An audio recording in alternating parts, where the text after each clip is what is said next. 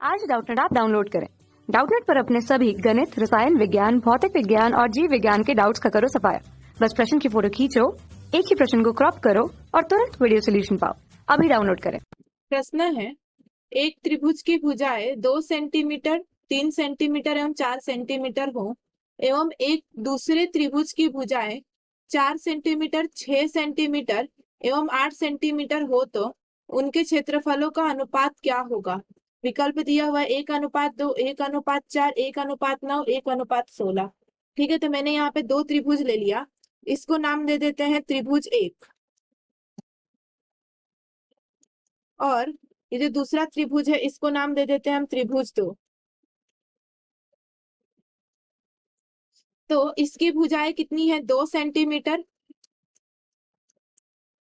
फिर 3 सेंटीमीटर और तीसरी भुजा है 4 सेंटीमीटर।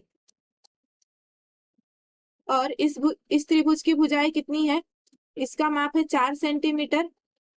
ठीक है, फिर दूसरी भुजा का माप है 6 सेंटीमीटर और तीसरी भुजा का माप है 8 सेंटीमीटर। ठीक है, तो हम दोनों त्रिभुजों का क्षेत्रफल हेरोन्स के सूत्र का उपयोग करके हम निकालेंगे। ठीक है, तो पहले त्रिभुज 1 के लिए निकाल लेते हैं। तो उसके लिए सबसे पहले क्या चाहिए होगा, एस चाहिए होगा। एस का सूत्र क्या होता है, a प्लस बी प्लस सी बट्टे में 2। ठीक है, तो यहाँ से एस बराबर कितना आ जाएगा, a कितना है 2, b कितना है 3, c कितना है 4 बट्टे में 2। तो एस बराबर यहाँ से कितना आ गया, 2 प्लस 3 5 प्लस 4 9, 9 बट्टे में 2 अर्थात ये कितना आ गया 4.5 सेंटीमीटर। ठीक है, और इसके लिए भी एस निकाल लेते हैं।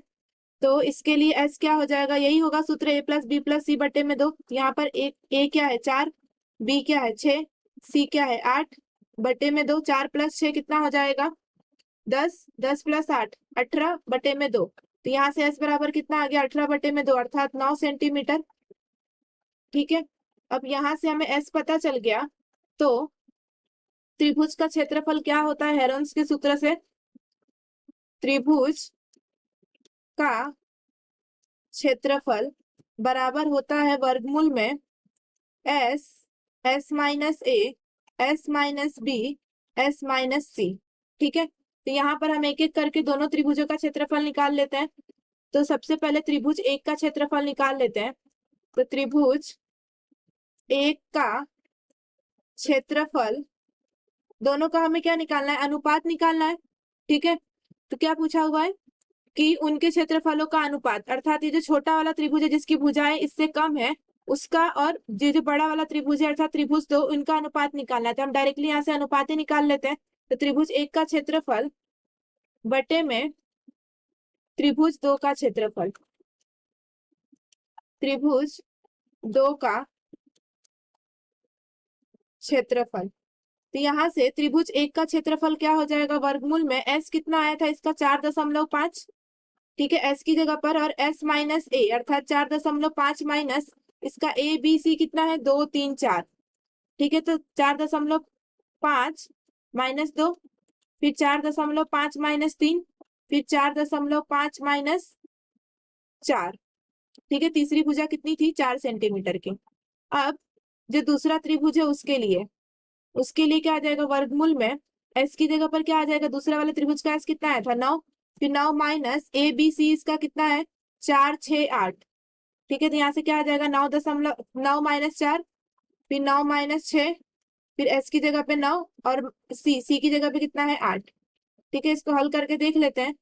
तो यहाँ से वर्गमूल में 4.5 गुने 4.5 में से 2 घटेगा तो कितना आ जाएगा 2.5, 4.5 में से 3 घटेगा तो कितना आ जाएगा 1.5, 4.5 में से 4 घटेगा तो कितना आ जाएगा 0.5 बटे में, यहाँ से क्या आ जाएगा 9 गुने 9 में से 4 गया तो 5, 9 में से 6 गया तो 3, 9 में से 8 गया तो 1। ठीक है, अब हम क्या करते हैं, यहाँ पे ऊपर भी वर्गमूल है नीचे भी वर्गमूल है, दोनों को हम एक ही वर्गमूल में लिख देते हैं। ठीक है, तो इससे क्या होगा, बहुत सारी संख्याएं आपस में कट जाएंगी। तो ऊपर क्या दिया हुआ है 4.5, फिर 2.5, 1.5 गुने 0.5 बटे में कितना आ जाएगा 9 गुने 5 गुने 3 गुने 1। 1 का गुणा होने का कोई मतलब नहीं है, वो वही संख्या आ जाएगा। ठीक है, तो यहाँ से हम देख सकते हैं कि जो 9 का आधा कितना होता है 4.5, अर्थात 4.5 से ये 9 कितनी बार में कट जाएगा 2 बार में। इसी प्रकार से 2.5 से ये 5 कितनी बार में कट जाएगा 2 बार में, क्योंकि 2.5 का 2 गुना होता है 5। ठीक है, और इसी प्रकार से 1.5 से कितना ये 3 कितनी बार में कट जाएगा 2 बार में, क्योंकि 1.5 का 2 गुना क्या होता है 3। ठीक है, अब यहाँ से इसको एक बार लिख लेते हैं। यहाँ से क्या आ गया वर्गमूल में, ऊपर तो सिर्फ 0.5 बचा, नीचे क्या बचा 2 गुने 2 गुने 2। ठीक है, इस दशमलव को हटा देते हैं तो कितने अंक के बाद दशमलव है 1 अंक के बाद, तो क्या हो जाएगा 5 बटे में हम क्या कर देंगे 10 का गुणा कर देंगे, तो यहाँ से दशमलव क्या हो जाएगा हट जाएगा। ठीक है, अब इस 5 से ये 10 कट जाएगा 2 बार में और ये 5 कट जाएगा 1 बार में। ठीक है, तो ऊपर क्या बचा सिर्फ 1 बचा और नीचे क्या बचा 2 गुने 2 गुने 2 गुने 2। ठीक है, तो इन दोनों 2 को हम एक साथ लिख देते हैं, 2 की घात 2, और ये 2 और ये 2 को एक साथ लिख देते हैं तो 2 की घात 2।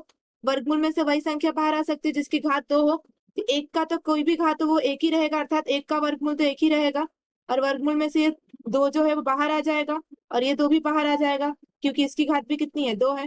यहाँ से क्या आ गया 1 बटे में 2 गुने 2 4। ठीक है, तो दोनों त्रिभुजों का अनुपात कितना आ गया 1/4, अर्थात 1:4। ठीक है, तो दोनों त्रिभुजों का क्षेत्रफल का अनुपात कितना आ गया 1:4, इसलिए हमारे प्रश्न का सही उत्तर क्या हो गया 1:4। कक्षा 6वीं से 12वीं से लेकर नीट, IIT, JEE वो एडवांस के लेवल तक 1 करोड़ से ज्यादा छात्रों का भरोसा। आज ही डाउनलोड करें डाउटनेट ऐप या व्हाट्सएप करें अपने सारे डाउट्स 8400 400 400 पर।